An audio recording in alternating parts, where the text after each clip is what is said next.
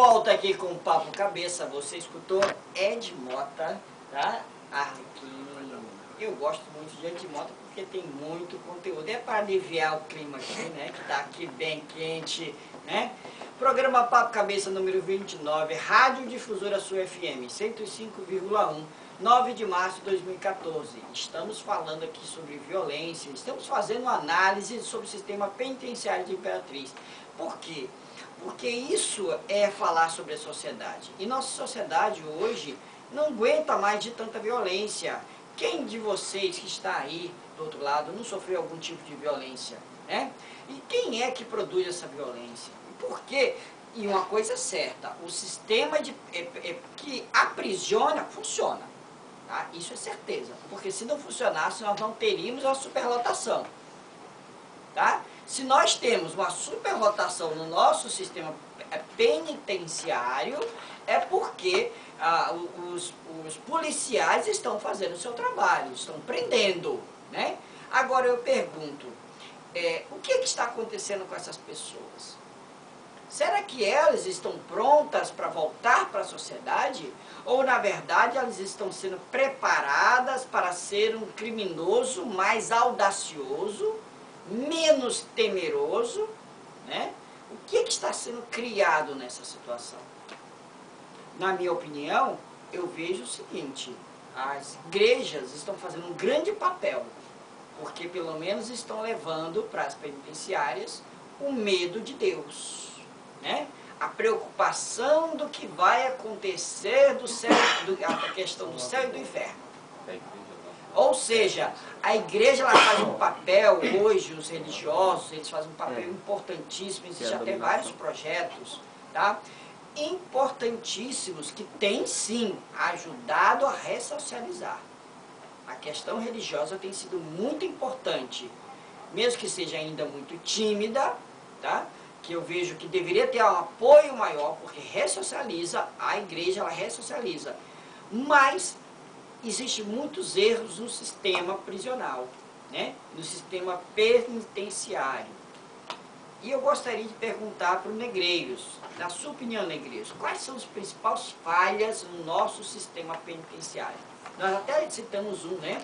Que é a questão que os presos ficam sem fazer nada, nem cozinhar na cozinha. É vida boa demais, até eu queria. Flávio, vou fazer uma abordagem. Por favor. Além da inquietação que você levanta. Lá, em uma determinada fase do primitivismo, quando se percebeu o desvio de um ou outro com relação àquilo que era estabelecido na comunidade, se pensou em algo para corrigir esse desvio do indivíduo naquele grupo. E o que foi pensado? A escola. Pensou-se a escola como o único elemento para fazer com que houvesse uma correção do desvio desse indivíduo para que eles permanecessem na sociedade, naquela convivência harmoniosa com todos. E aí se criou a escola, criou-se a educação, e quem era o responsável por isso? Já havia aí o início de uma igreja, o que chamamos da igreja primitiva. Assumiu esse papel de fazer com que esta pessoa, na nossa linguagem aqui de hoje, se ressocializasse. Lá para aquela época, a linguagem, o pensamento, todo, mas para nós aqui, fazendo essa analogia, se ressocializasse, voltasse a ter aquela convivência harmônica, fraterna, tá, do bem que era antes. Bom, na linha do tempo... É claro, eu só deixando claro uma coisa, gente, ninguém nasce bandido. Correto. Ninguém, nenhum bebê nasce bandido. As pessoas se tornam bandidos. As pessoas são transformadas em bandidos devido à sua experiência de vida, familiar, o que for. Bom, na linha do tempo, a escola e a igreja passaram a ser instituições da superestrutura do Estado.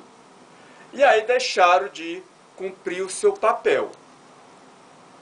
Hoje, funcionam como aparelhos ideológicos do Estado para ajudar na alienação do Estado, da manutenção do Estado.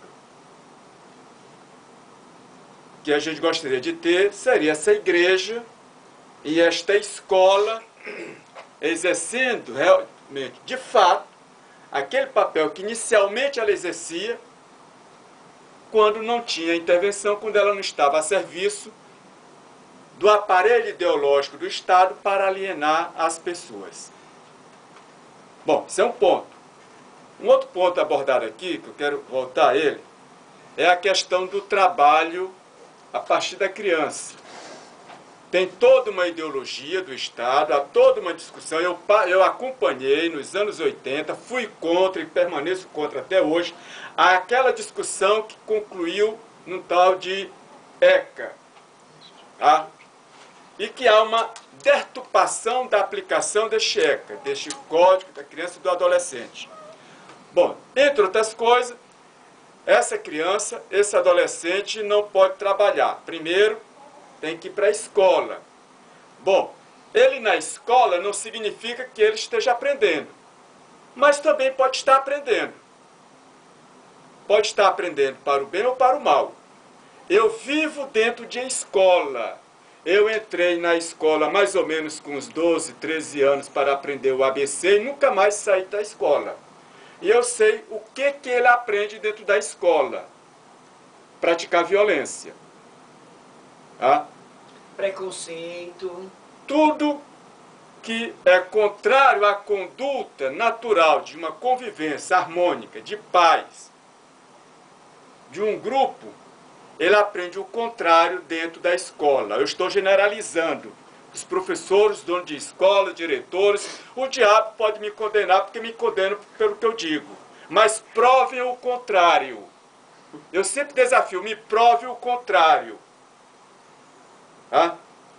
Os próprios professores sofrem violência dentro de sala de aula da criança, porque acredita ele que não pode educá-lo no sentido de que aquilo está errado. Ele tem que ficar calado, ele tem que ser omisso, ele tem que ser conivente, ele é cúmplice. E o papel de educar dentro da sala de aula não é de nenhum político, não é de nenhum pai responsável, é de um professor responsável para cumprir o seu papel. E não cumpre porque tem um tal de um Estado, ele bota o Estado, ele põe o tal do sistema, vá para o inferno. O Estado vá para o inferno, o sistema. Porque quando eu estou dentro de sala de aula, o sistema, o Estado sou eu. O pai, o professor, o educador sou eu. É uma liderança. Sou eu que estou ali para mostrar os bons exemplos. E também mostrar para ele os maus exemplos que se praticam, que aquilo é punido pela sociedade que diz para ele que ele tem liberdade para fazer o que ele bem entender. E quando ele faz o que ele bem entende, aí ele vai penar, ele vai sofrer, ele vai para o inferno, que é uma prisão. Isso é verdade. A prisão, aliás, o inferno que se fala, é a prisão. O inferno é na terra. Bom, mas eu voltando à questão ainda dessa criança. Me aponte nesse país, me aponte em qualquer canto do mundo. Quando eu falo mundo, estou falando desse mundo terra. Um empresário, um empreendedor, um industrial, um comerciante, uma pessoa bem-sucedida, se ela não começou trabalhando como criança. Me aponte quem é a pessoa que tem um patrimônio, que é bem na sua área, hoje. Me aponte se ele não começou trabalhando como criança, ou com o pai, ou com a mãe, com o tio, com o sobrinho, com o vizinho, com quem quer que seja. Agora, se ele não tivesse tido a oportunidade de começar como criança a trabalhar, com certeza ele não era o que é hoje, poderia estar morto, ou um pobre coitado miserável sofrendo as penalidades do Estado. Professor Negreira, sabe as palavras e assim, você com seus anos de experiência, eu só gostaria de enfatizar sobre essa questão do trabalho da criança, de mandar e dizer que tenho uma eterna gratidão pela educação que eu tive com a minha mãe, Neuraci, que mora na Bela Vista.